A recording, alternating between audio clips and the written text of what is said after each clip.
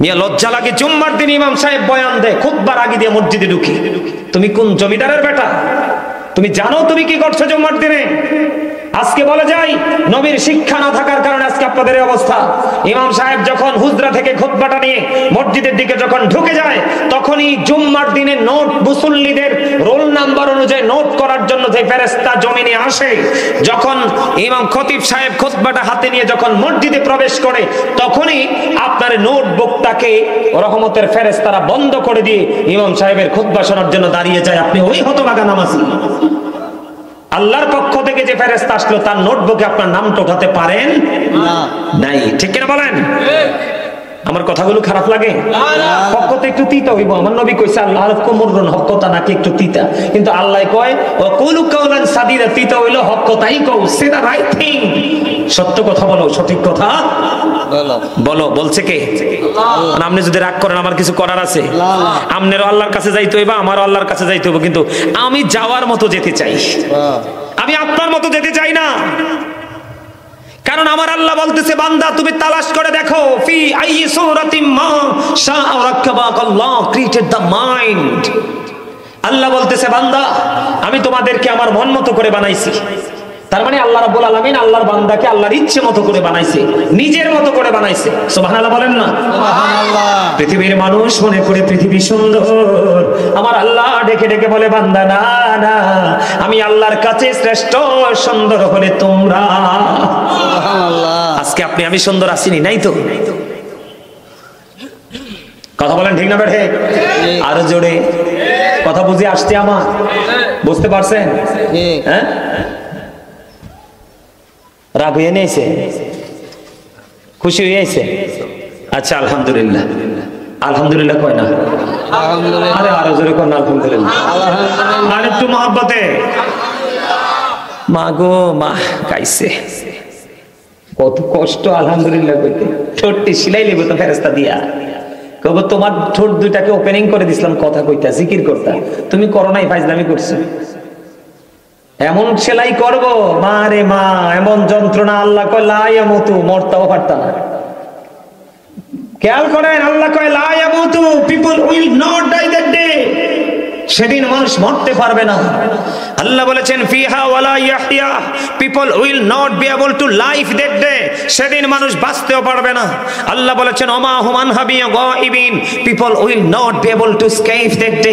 মানুষ চাইলে সেদিন সেখান থেকে পালাতেও পারবে না। আল্লাহ বলেছেন ইন্না বাতশা রাব্বিকা লাশাদীদ। আল্লাহ বলেছেন the seizing of Allah is difficult. আল্লাহর ধরা, আল্লাহর পাকড়াও বড় শক্ত। সেদিন দৌড় দিতে পারবেন না, ধরবে খুব শক্তভাবে। যাবেন কই? আরে যাবেন কই? জাহান্নামে যে যাবেন, ওখানেও তো শান্তি নাই, ওখানেও তো শান্তি পাবেন না। একটা যদি হয়তো যে শুধু আগুনে পুড়বো তাইলে বাইসা যাইতাম, ওখানে তো শান্তি পাবেন না। পাবেন? খাবার ব্যবস্থা রাখছে জাহান্নামে আল্লাহ, যেটার নাম হলো কোরআন এসেছে জাক্কুম। এটা এত বিষাক্ত কাঁটাযুক্ত ফল, এই মুহূর্তে যদি শিকারপুর হাজীবাড়ির জমিনে একটা ফোঁটা পড়ে তাৎক্ষণিকভাবে গোটা পৃথিবী বিষাক্ত হয়ে যাবে। কিয়ামত পর্যন্ত পৃথিবীতে কেউ কোনো ফসল ফলাতে পারবে না। নাউজুবিল্লাহ কয় না? ওমা এদিকে মনে হয় ওয়াজ জানেন একদম। খাইতে পারবেন? ওই যে একটু আগে বললাম, বাঁচারও সুযোগ নাই, মরারও সুযোগ নাই, পালাবারও সুযোগ নাই, দৌড় দেওয়ারও সুযোগ নাই। আরেকটা খাবারের খবর আছে তো, কইতাম নি? কইতাম? এটা আসছে হাদিস শরীফে, জাক্কুমের খবর আসছে কোরআনে। হাদিসে আসছে কি জানেন? আল্লাহ রাসূল বলেছেন জাহান্নামী পাপীদের জন্য আল্লাহ রাসূল বলেছেন আল্লাহ আরেকটা খাবার বরাদ্দ রাখছে, যেটার নাম হলো তিনাতুল খাবার। ইয়া রাসূলুল্লাহ, ইয়া হাবিবাল্লাহ, নবী গো, ও নবী, তিনাতুল খাবারটা কি গো নবী? আমার নবী বলেছেন এটা হলো জাহান্নামীদের নিংড়ানো রক্ত, পুজ অথবা ঘাম। আরে আওয়াজ দিয়ে কর না নাউজুবিল্লাহ। রক্ত, পুজ, ঘাম কি খাওয়া যাবে? কিন্তু খেতে তো হবে, মাস্ট বি খেতে হবে। বাঁচার সুযোগ নাই, মরার সুযোগ নাই, পালিয়ে যাওয়ারও সুযোগ নাই। যদি বাঁচতে চান প্রেমিক হন। কি করেন? প্রেম করেন। কার সাথে? নবীর সাথে। কার সাথে? কথা বলেন না কেন? আরো জোরে বলেন, কার সাথে? I love my prophet Muhammad রাসূলুল্লাহ সাল্লাল্লাহু আলাইহি ওয়াসাল্লাম। আল্লাহ মিলবে না, এই বিশ্বাস আপনাদের আসেনি? সবার আছে? একদম 100%? আলহামদুলিল্লাহ। বন্ধুরি আমার নবী আপনার নবী, দু জাহানের বাদশা নবী, রাহমাতাল লিল আলামিন, ওই প্রাণে নবী জানিয়ে দিয়েছে, কেউ যদি প্রতিদিন নবীকে ভালোবাসিয়া, প্রতিদিন প্রাণে নবীকে ভালোবেসে কেউ যদি প্রতিদিন 1000 বার দুরূদ পড়তে পারে রে, সে জান্নাত না দেখা পর্যন্ত তার মরণ হবে না। হাদিস কানে এসেছে বন্ধু দাইলামি শরীফের মধ্যে, হাদিসের রাবি হলেন হযরত আনাস রাদিয়াল্লাহু তাআলা আনহু। নবী নবী গো প্রাণ ভরে দরুদ পড়ব, এই দরুদটা যদি তুমি নির্দিষ্ট করে প্রতিদিন আজকে থেকে মৃত্যু পর্যন্ত যদি 1000 বার পড়তে পারো রে, তাহলে আমার নবী জানিয়ে দিয়েছে আমার আল্লাহ তোমাকে জান্নাত জীবিত অবস্থায় না দেখাইয়া তোমার কাছে আজরাইল পাঠাবে না। সুবহানাল্লাহ। জুম্মার দিন সাইয়্যিদুল আইয়াম, রোজার ঈদ, কুরবানির ঈদ, ঈদুল ফিতর, ঈদুল আযহা, শবে বরাত, শবে মেরাজ, শবে কদর, আশুরা, এত নিয়ামতের দিন, সবগুলো নিয়ামতের দিনের মধ্যে উত্তম হলো বন্ধু জুম্মার দিন। সুবহানাল্লাহ বলেন না? প্রাণের নবীকে যদি ভালোবাসিয়া বন্ধু জুম্মার দিনে 80 বার যদি দরুদ পড়তে পারো গো, আমার নবী জানিয়ে দিয়েছে ওরে আমার পাগল উম্মত, খবর শুনে রাখো রে, জুম্মার দিনে 80 বার যদি নবীকে ভালোবেসে 80 বার দরুদ পড়তে পারো রে, আমার আল্লাহ খুশি হইয়া তোমার 80 বছরের সগীরা গুনাহ মাফ করে দিবি। আর জোরে সুবহানাল্লাহ। তাহলে দরুদের দরকার আছে না নাই? শুধু এটা নয়, নবী বলেছেন পৃথিবীর বুকে তুমি যত বেশি দরুদ পড়বা গো, কাল হাসরের ময়দানে প্রাণের নবীকে তত বেশি তোমার কাছে পাওয়া। নবীর ভালোবাসলে রাবনা লস। এখন আমাদের দেশে অনেক কমার্শিয়াল বক্তা বের হয়, অনেক কমার্শিয়াল ডিজিটাল পীর সাহেব বের হয়, আমার নবীর ডক্টরেট করে আসে, কিন্তু আমার নবীর শান আজমত বুঝে না। কথা কয় না কেন? নবীর শান যদি কেউ না বুঝে, নবীর মর্যাদা যদি কেউ না বুঝে, নবীকে কদর করতে হবে কেমন ভাবে সেটা যদি না বুঝে, নবী একজন আল্লাহর প্রিয় হাবিব, ইমামুল মুরসালিন, নবীদের নবী, ওই নবীকে কেমন ভাবে অনার করতে হবে সেটা যদি কেউ না জানে, তাহলে আমি মনে করি সে আলিমই না।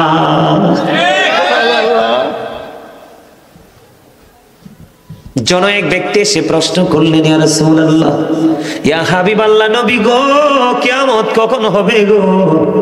আমার নবীজি বললেন কিয়ামত কখন হবে, তুমি কিয়ামতের দিনের জন্য কি প্রস্তুতি নিয়েছো? ইয়া রাসূলুল্লাহ, ইয়া হাবিবাল্লাহ, নবী গো আমি কিয়ামতের দিনের জন্য কোনো প্রস্তুতি নিতে পারিনি, তবে আমি আল্লাহ এবং আল্লাহর প্রিয় হাবিবুল্লাহকে ভালোবাসি গো। আমার নবীজি বলে দিলেন, তুমি যাকে ভালোবাসো তার সাথে তুমি থাকবা। সুবহানাল্লাহ।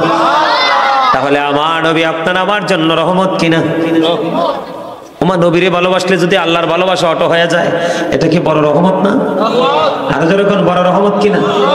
আর একটু মহাব্বতে বলেন, বড় রহমত কিনা?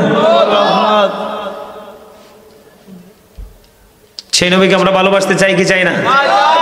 হ্যাঁ, মান আতাআনি ফাকাদ আতা আল্লাহ ওয়া মান আসানি ফাকাদ আসাল্লাহ। হাদিস শরীফের মধ্যে এসেছে, হযরত আবু হুরায়রা রাদিয়াল্লাহু তাআলা আনহু থেকে বর্ণিত। হযরত আবু হুরায়রা রাদিয়াল্লাহু তাআলা আনহু থেকে বর্ণিত হাদিস, আমার নবী আপনার নবী বলে দিয়েছেন, মান আতাআনি ফাকাদ আতা আল্লাহ। যেই ব্যক্তি নবীজির ইতায়াত করলো সে যেন আল্লাহর ইতায়াত করলো। সুবহানাল্লাহ বলেন না? তার মানে যে আমার নবীকে মানলো রে, তে আল্লাহ রাব্বুল আলামিনকে মানলো। যে আমার নবীকে অমান্য করলো সে পক্ষান্তরে আমার আল্লাহকে অমান্য করলো। যে আমার নবীর অবাধ্য হলো সে পক্ষান্তরে আল্লাহর অবাধ্য হলো। জোরে জোরে কোন ঠিক না ব্যাঠি? এই রহমতের নবী আমরা পাইছি বন্ধু রহমত হিসাবে। শুধু আমাদের নবী আমাদের জন্য রহমত নয়, ওই যে সমুদ্রের তলদেশে কীট পতঙ্গ মাছ পর্যন্ত বসবাস করে সব কিছুর জন্য আপনার আমার নবী রহমত। কারণ আল্লাহ বলেছেন ওমা আরসালনাকা ইল্লা রাহমাতাল লিল আলামিন। আল্লাহ রাব্বুল আলামিন আপনার আমার প্রাণের নবীকে রহমত হিসাবে পাঠিয়েছে। জোরে জোরে কন্যা সুবহানাল্লাহ। শুধু তাই নয়, আল্লাহ রাব্বুল আলামিন আরো বলেছেন ওমা আরসালনাকা ইল্লা কাফাতাল লিন-নাসি বাশীরাও ওয়া নাযীরা। জোরে জোরে কোন আল্লাহু আকবার। আল্লাহর হাবিব আল্লাহ রাব্বুল আলামিন আল্লাহর প্রিয় হাবিবকে মানব জাতির নিকট, তার মানে আমাদের নিকট সুসংবাদদাতা এবং ভয় প্রদর্শক হিসাবে পাঠিয়েছি। নবীকে মানলে আপনার জন্য সুসংবাদ, আর নবীকে অমান্য করলে আপনার জন্য দুঃসংবাদ। শুধু নবী সুসংবাদদাতা নয়, ভয় প্রদর্শক হিসাবেও পৃথিবীতে কদম মোবারক দিয়েছে। জোরে জোরে আল্লাহু আকবার। নবীকে বন্ধু মানার মতো মানতে হবে। কি করতে হবে? নবীর মর্যাদা, নবীর শান, নবীর আজমত বুঝতে হবে, বোঝার মতো। কয়দিন আগে আপনারা দেখেন নাই বাংলাদেশে এমন কোন আলেম নাই বৃষ্টির জন্য দোয়া করে নাই? কথা কন না কেন? দোয়া করছে কিনা? কিন্তু বৃষ্টি কি আইসিনি? না, বৃষ্টি আসেনি, বৃষ্টি আসেনি। তাতে বোঝা যায় আমাদের কাজে রহমত ওই পরিমাণে নাই। কথা কন না কেন? বলে হুজুর এখানে আসলেন কেন? মক্কায় বন্ধু দুর্ভিক্ষ শুরু হলো। মক্কায় যখন বন্ধু দুর্ভিক্ষ শুরু হয়ে গেল, বন্ধু অনাবৃষ্টির কারণে সব কিছু মৃত্যু সজ্জায় চলে গেল। রাসূলের চাচা আবু তালেবকে ডাকা হলো। কোথায় গো আবু তালেব? কোথায় গো আপনি আবু তালেব? কোথায়?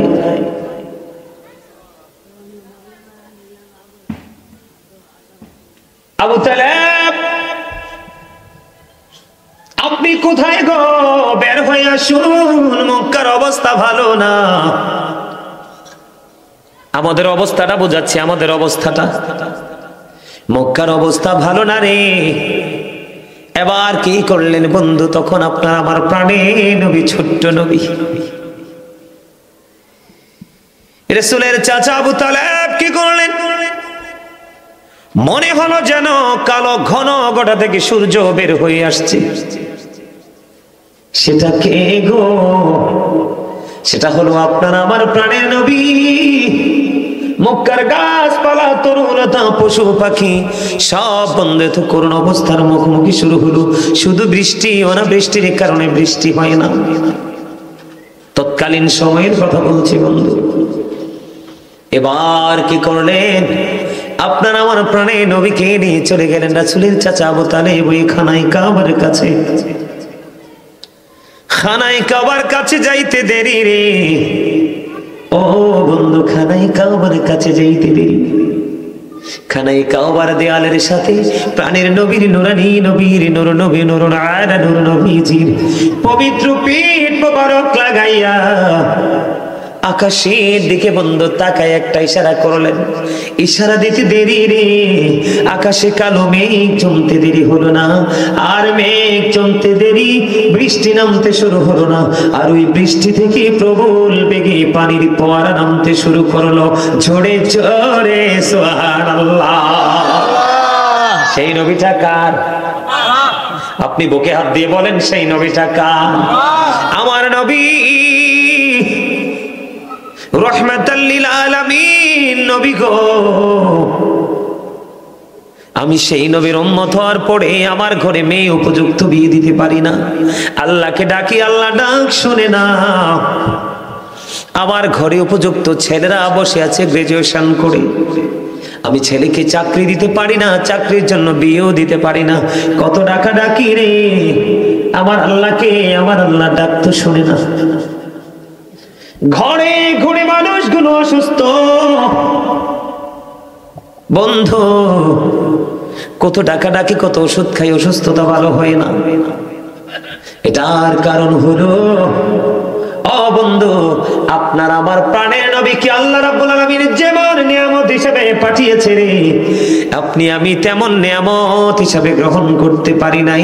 বিপদে পড়লে ডাকি, বিপদ শেষ হইলে আবার ভুলে যাই। কথা বলেন না কেন? আমার কাছে লজ্জা লাগতেছে আপনাদের অবস্থা দেখে। কোথায় মানুষগুলোর মানসিকতা? গানের আসর হলে মানুষের উপচে পড়া ভিড়।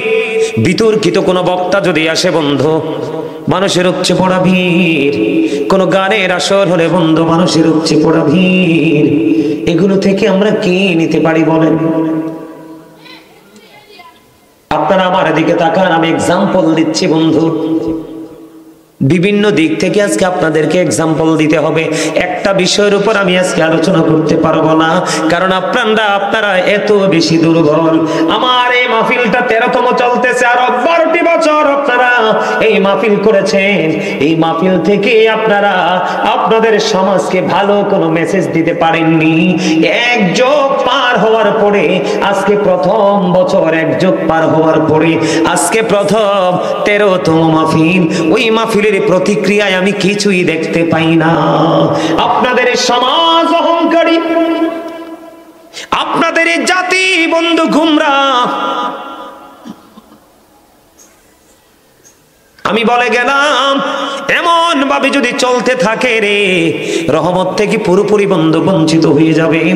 আরে ভাই, মুসলমানের বাড়িতে আমি এখনো কোনো গাদা পালতে দেখিনি।